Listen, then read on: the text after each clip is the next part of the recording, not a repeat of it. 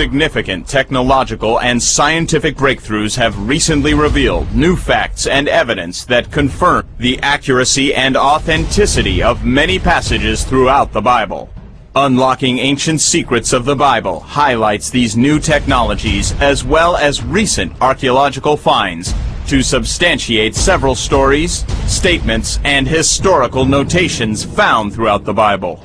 Each example of this is presented by accredited scholars and experts in their fields. While not a review of the entire Bible, this documentary establishes the verifiable scientific truth of certain sections of the Bible that millions have already accepted on faith, but can now prove with hard facts as well.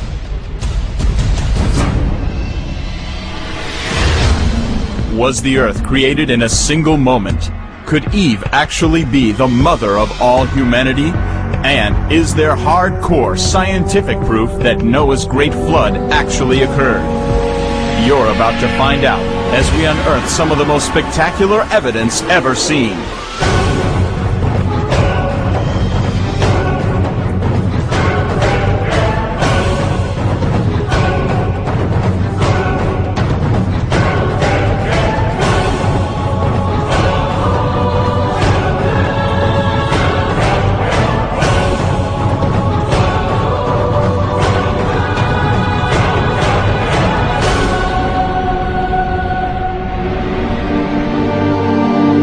Scratched out on 3 continents in 3 languages by 40 different authors over a course of 1,500 years, no collection of ancient writings is as widely read, closely cherished, and critically examined as the Bible.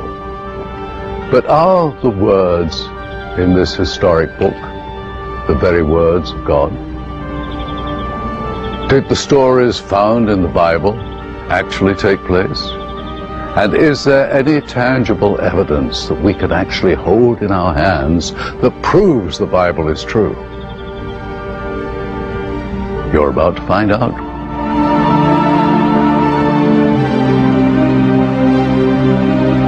Appropriately, our investigation begins with the most famous line in written history. In the beginning, God created the heavens and the earth. But is this believable? Did an all-powerful God create the universe? What does modern science say about this question? Well, basically, you have to believe that matter has always existed, or it was created. Today, the evidence overwhelmingly supports the Big Bang theory. Imagine for a moment all that exists in the vast universe, every mountain range, every forest, every body of water, every distant planet, everything, squeezed into a microscopic point of beginning. Scientists say the universe exploded and began from that initial point. As the universe has expanded, it's cooled.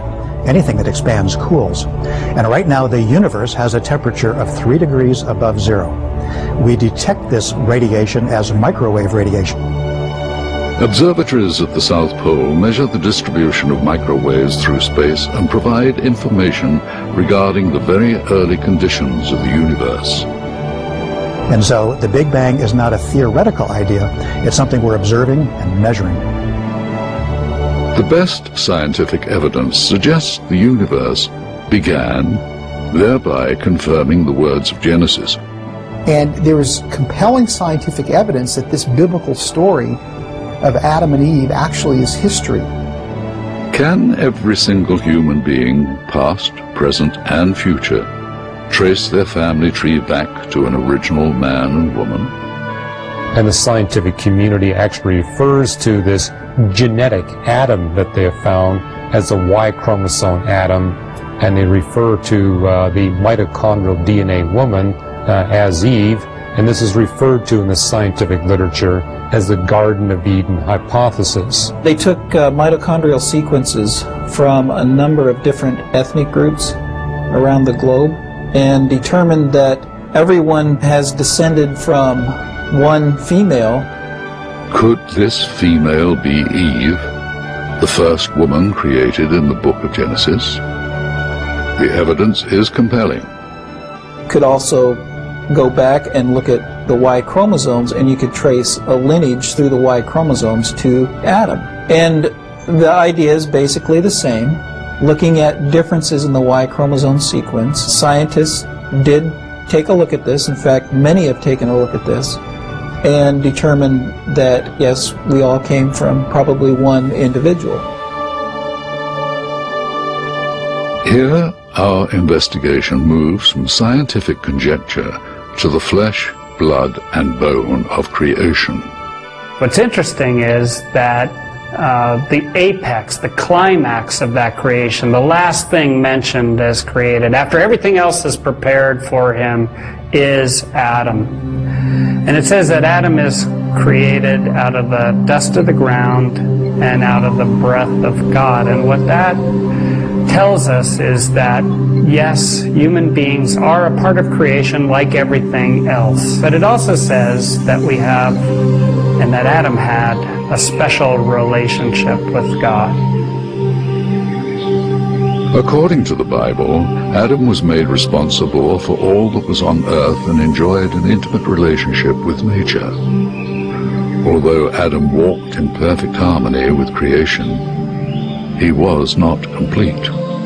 When Adam and Eve first met each other, God brought the woman to the man.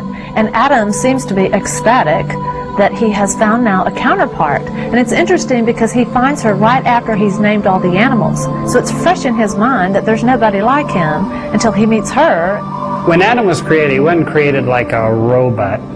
Adam had free will. So there was a question whether or not he would obey God or not. Ancient desert cultures highly valued the tantalizing taste of fruit. It's no accident the book of Genesis uses the image of a fruit tree to signify knowledge. They're at this tree of the knowledge of good and evil, and the serpent, who is named Shiny, Eve is smitten by him, and he tempts her. The serpent employed a strategy he would revisit. He questioned the reliability of God's word. And so now when the serpent is tempting Eve, the serpent says, oh, is it really true that, you're not supposed to eat of any of the trees of the garden? And then Eve says, well, let me put it straight. She says, we're not supposed to eat or touch of the tree of the knowledge of good and evil. And that's the function of the tree of the knowledge of good and evil, which God told Adam not to eat of. Here's the point. There's nothing really inherently evil about the tree of the knowledge of good and evil. What it involves is the question, will Adam obey God, even when he might not understand the reasons why? Or will he think he knows better than God and eat the fruit?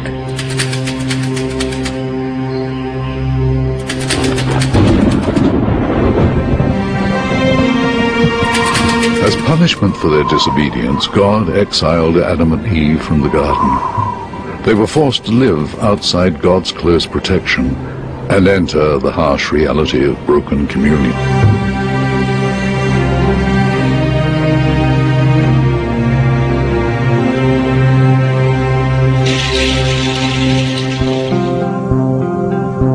According to the book of Genesis, the fall from grace initiates a time of unprecedented evil. Turmoil and violence run roughshod over the earth. Brother murders brother. This is the backdrop for one of the most controversial stories in the Old Testament, the story of Noah and his ark. When we come to the time of Noah, God has been patient up to this particular point, but now he determines to put an end to sinful humanity by means of a flood. I will bring flood of waters upon the earth to destroy all flesh, and everything that is on the earth shall die. Noah obeyed God and prepared his family. Noah's family filled the boat with food and gathered the animals that would soon repopulate the earth.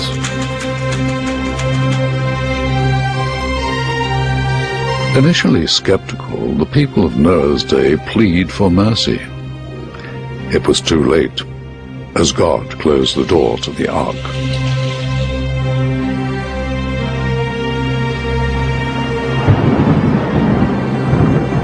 The Old Testament uses the cubit as length measure, and a cubit stands for a foot